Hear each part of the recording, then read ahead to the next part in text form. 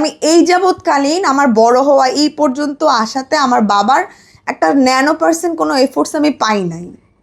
তাহলে সেই বাবা নিয়ে আমি ফিল কিভাবে পাবো? যদি বেঁচে থাক না, মানে মরে যেত তাহলে ভাবতাম মরে গেছে, বেঁচে তো ছিল। স্টিল নাও কোনো এফোর্টস তার দেখি নাই।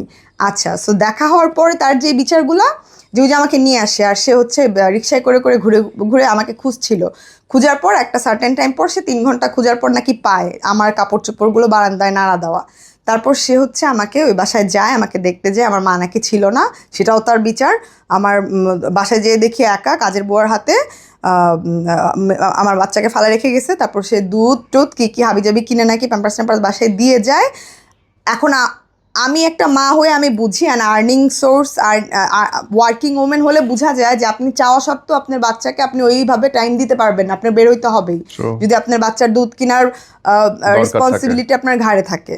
তো হ্যাঁ, ওইটা সে আমার কাছে বিচার হয়ে আর কি আমার কাছে আসছে, যেটা আমার কাছে ভালো লাগতেছিল না।